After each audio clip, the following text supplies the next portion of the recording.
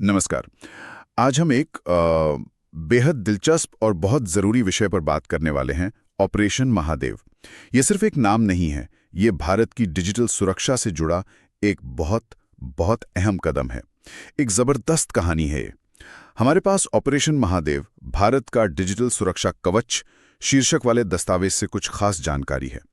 तो आज हम इसी की गहराई में उतरेंगे, समझेंगे कि क्या हुआ था। ये जानना वाकई रोमांचक है कि भारत ने डिजिटल दुनिया में अपनी सुरक्षा के लिए ये कदम कैसे उठाया। तो चलिए सीधे बात करते हैं, ये ऑपरेशन महादेव आखिर था क्या, कहाँ से शुरू हुआ ये सब? जी, ये भारत की जो खुफिया एजेंसियां हैं, खासकर रॉ और एनटीआरओ, इनका चलाया हुआ एक बहुत ही खुफिया ऑपरेशन था।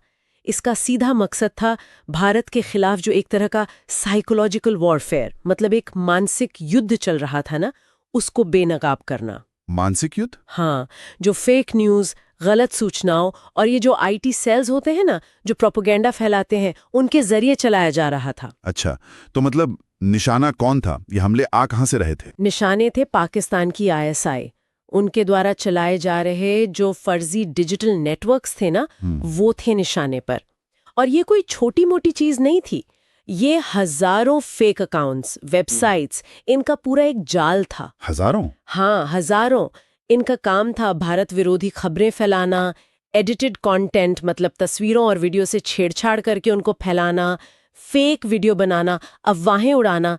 कोशिश थी कि भारतीय समाज में भ्रम पैदा किया जाए, अस्थिरता लाई जाए। तो ये सिर्फ गलत जानकारी फैलाना भर नहीं था, ये एक सोची समझी मानसिक युद्ध की रणनीति थी। बिल्कुल बिल्कुल, मकसद साफ था।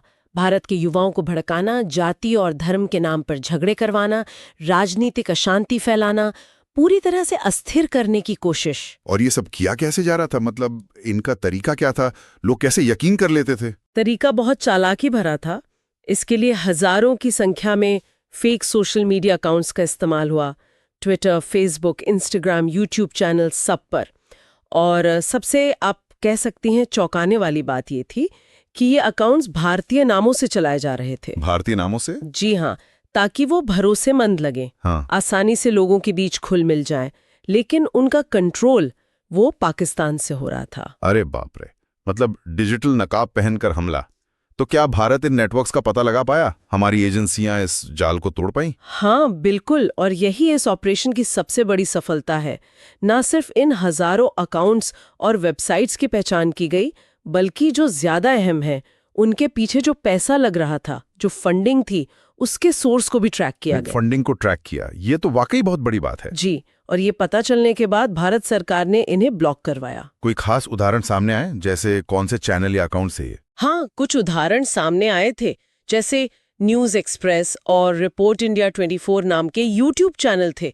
ये दिखाते ऐसा थे कि भारत से चल रहे हैं, पर असल में पाकिस्तान से ऑपरेट हो रहे थे और लगातार भारत विरोधी भ्रामक कंटेंट फैला रहे थे। अच्छा? ऐसे कई प्लेटफॉर्म्स का भंडाफोड़ हुआ। ये सिर्फ उनको ब्लॉक करना नहीं था, ये उनके पूरे ऑपरेशन को समझना और तोड़ना था। वाह, तो ये तो एक तरह की कहना चाहिए डिजिटल स्ट्राइक हो गई। हाँ बिल्कुल, इसे डिजिटल स्ट्राइक कहना गलत नहीं होगा।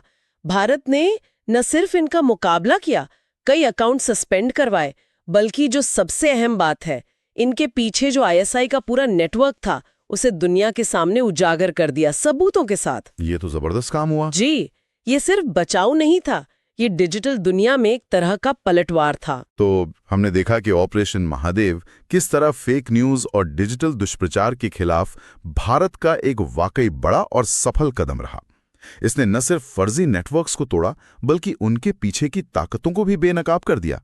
ये सच में प्रभावशाली है। हाँ, और ये घटना दिखाती है कि आज के दौर में देशों के बीच टकराव सिर्फ सीमाओं पर नहीं हो रहा है, ये डिजिटल स्पेस में, सूचना के क्षेत्र में भी लड़ा जा रहा है, और इसके लिए नई नई रणनीतियां अपनाई जा रही हैं। बिल्कुल सही कहा।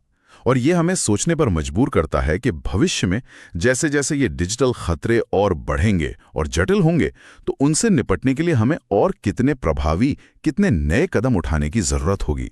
ये सवाल आज बहुत जरूरी है।